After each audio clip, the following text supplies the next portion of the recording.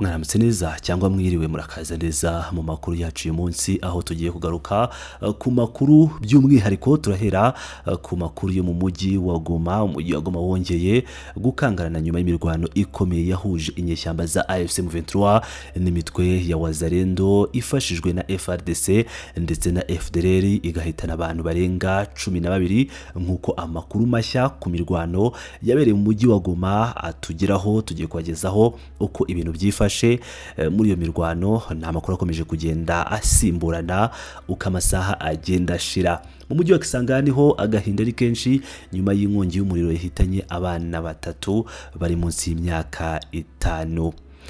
Reka twinjire rero mu mizi y'aya makuru. Tubanze mu mujyi wa Goma mu ntara ya Kivu y'Amajyaruguru, ahakomeje kurangwa umutekano muke ndetse n'impungenge mu baturage. Mu ijoro ryo ku cyumweru rishyira ku wa mbere tariki ya 16 Werurwe habaye imirwano ikomeye mu gace ka Mugunga gaherereye mu burengerazuba bw'umujyi wa Goma. Iyi mirwano yahuje inyeshyamba z'ihuriro AFC M23 ndetse n'abarwanyi b'imitwe yitwaje intwaro izwi nka Wazalendo. Amakuru atangwa n'ubuyobozi bwa AFC M23 avuga ko abarwanyi ba Wazalendo 13 bahasize ubuzima muri uku gushyamirana, mu gihe abandi batatu bafashwe miri. Iri huriro rikomeza rivuga ko aba barwanyi ba Wazalendo bamanutse baturutse muri pariki y'igihugu ya Virunga bafite intego yo gusahura imitungo y'abaturage, by'umwihariko ibiribwa. Aha niho bagonganiye n'abarwanyi ba AFC M23 bari ku irondo, aribwo kurasana gukomeye kwatangiraga. Umwe mu bagize societe civile igoma yemeje amakuru y'urusaku rw'amasasu rwumvikanye mu gace ka CCLK muri Mugunga. Yavuze ko ku ruhande rwabo babashije kubona imirambo 2 gusa y'abarwanyi ba Wazalendo, ariko yongeraho ko hashobora kuba hari n'indi mirambo yatwawe. Andi makuru akaba yemeza ko n'umumotari wari uyoboye aba barwanyi ba Wazalendo yatawe muri yombi afatanwe imbunda yo mu bwoko bwa AK-47.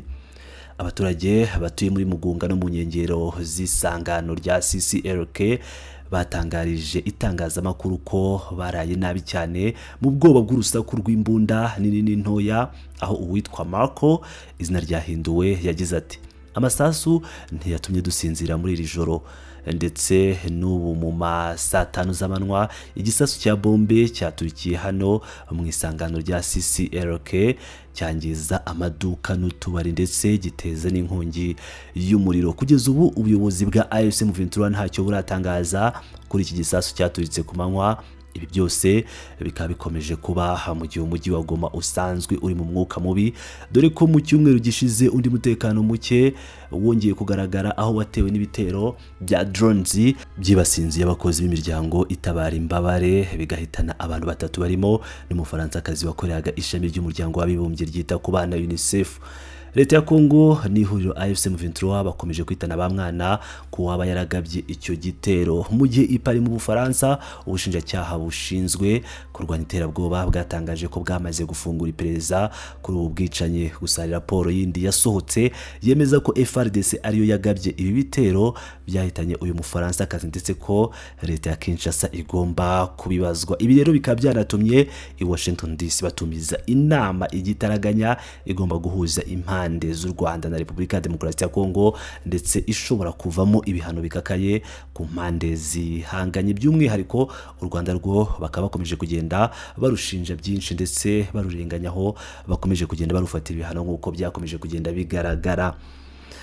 Tuvuye mu burasirazuba, reka twerekeze mu mujyi wa Kisangani, aho ibyago byagwiriye imiryango 2 itandukanye nyuma yaho abana batatu bari munsi y'imyaka 5 bahasize ubuzima mu nkongi y'umuriro ikomeye. Ibi byabaye mu gitondo cyo kuwa mbere tariki ya 16 Werurwe mu gace ka Chopo hafi y'isangano rya Ancien Combattant. Amakuru avuga ko umuriro watangiye gukongeza inzu ahagana saa 2 z'igitondo, mu gihe iyi nkongi yadukaga. Icyateye iyi nkongi kikaba kitaramenyekana. Abatangabuhamya bavuze ko muri iyi nzu harimo abana 4 bonyine, mu gihe ababyeyi babo bari batari mu rugo. Abari bahari bavuga ko abakozi ba societe yubaka imihanda aribo batabaye bwa mbere. Uku gutabara kwabo kwatumye bafasha gukuramo umwana umwe ari muzima. Kubw'amahirwe make abandi bana batatu basigaye bari bishe munsi y'igitanda bagwa muri iyi nkongi. Imirambo yabo ikaba yabonetse yangiritse cyane ku buryo bigoye kuyimenya, ndetse n'iyi nzu yose ikaba yahindutse umuyonga. iyi mpanuka ikibabaje ikabije kwibutsa indi nkongi y'umuriro iherutse kubera muri komine ya Copo mu minsi ishize tariki ya 26 Gashyantare uyu mwaka isigiye abaturage intimba. Mu gusoza aya makuru agezweho kuri izi saha nitwasuza tutavuze ku ngabo z'u Rwanda RDF aho abasirikare bari bamaze amezi 2 muri Jamaica batashye. Twize cyane rero muri iyi nkuru yose uko yakabaye abasirikare babarirwa mu ijana bo mu ngabo z'u Rwanda kuri uyu wa mbere bageze i Kigali nyuma yo kuva muri Jamaica aho bari bamaze amezi 2. Aba basirikare ubwo bagiraga ku kibuga cy'indege mpuzamahanga cya Kigali bakiriwe n'umugabo w'ingabo z'inkeragutabara Major General Alexis Kagame. Mu butumwa yabagejejeho Major General Kagame yabashimiye kuba bararanzwe n'indangagaciro zisanzwe ziranga ingabo z'u Rwanda. Ati nk'uko tuyobora ingabo ukaba uziyobora aho zaba ziri hose, ariko wa muco wa RDF zandangagaciro nababwiraga zarabaranze pe: ubwitange, ubushishozi, ikinyabupfura, gukorera hamwe, nta kintu na kimwe kibi twigeze tubumvaho mu gihe cy'amezi 2 mu mazeyo. Abasirikare bavuye muri Jamaica kandi bakaba bashimiwe uburyo bahagarariye igihugu, bibuswa ko uko ariko bagomba kujya bitwara aho bazajya boherezwa hose ku isi. Muri Mutarama uyu mwaka nibwo bari abasirikare bagize itsinda ry'abahanga mu bwubatsi, no kuvuga aba engineers mu ngabo z'u Rwanda RDF bari boherejwe muri Jamaica. Mu mezi 2 bari bamaze muri kiriya gihugu cyo muri Amerika yo hagati, bafatanyije na bagenzi babo bo mu ngabo za Jamaica gusana no kongera kubaka ibyangijwe n'ibiza mu mujyi wa Montego Bay mu ntara ya St James. Iyo mirimo yatangijwe no gusana no kongera kubaka inzu z'abaturage bagizwe ingaruka n'inkubi y'umuyaga wiswe Melissa, bikaba ari intangiriro y'ibikorwa by'ubutabazi bigenewe imiryango yibasiwe n'iki kiza. Ingabo z'u Rwanda kandi zakoze ibindi bikorwa bitandukanye birimo n'umuganda. Ngira ngo rero murumva uko ingabo z'u Rwanda zigenda zitwara mu bihugu bitandukanye zigenda zijyamo, ubwo ndavuga muri Jamaica ubu, ariko no mu butumwa busanzwe ingabo z'u Rwanda zigenda zikora mu bihugu bitandukanye, yaba kugarura amahoro ndetse n'ibindi bikorwa bitandukanye birimo ubuvuzi n'ibindi bitandukanye bya tekinike. Ingabo z'u Rwanda zikomeza kugenda zitwara neza ku buryo aho zigiye hose zishimirwa. Aba n'abayobozi bagiye babarangaje imbere, ariko ntabwo bareba mu mitima yanyu. Ni nk'uko tuyobora ingabo ziyobora ziri hehe na hehe, ariko wa muco wa RDF uzava ari yuzi nababwiraga zarabaranze pe: ubwitange, ubushishozi, discipline, gukorera hamwe. Nta kintu na kimwe twigeze tubumvaho mu gihe cy'amezi 2 mu mazeyo. Bose nimwongere mwihandi mashyi. Intambara zo mu mazi tukazirwana, izo ku butaka zikaba akarusho. Uko kurasa twabigishijwe, dufite tekinike nyinshi zo kurasa. Aragiye kupusha bikaba ikizira, aragiye twihaye intego akageze gatsinda.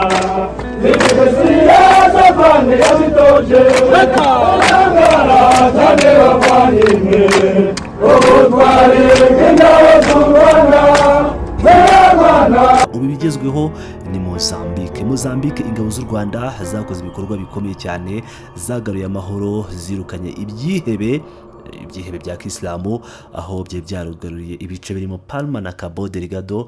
Ariko ubu ikigezweho nuko Amerika byaye n'ibihano byayo ndetse n'umuryango w'umwe bw'Uburayi bisa nkaho bitari kumvikana by'umwihariko ku bijyanye n'amafaranga, ariko Amerika yo ubwayo ikabishaka ko ingabo z'u Rwanda kubera akazi zakoze muri Mozambique zagumayo, nubwo Amerika ikomeje gufatira u Rwanda ibihano. Ibi byo turatekereza ko ibiganiro bizakomeza ndetse tukamenya ikizava mu nshuti bakunzi ba Pilot News TV.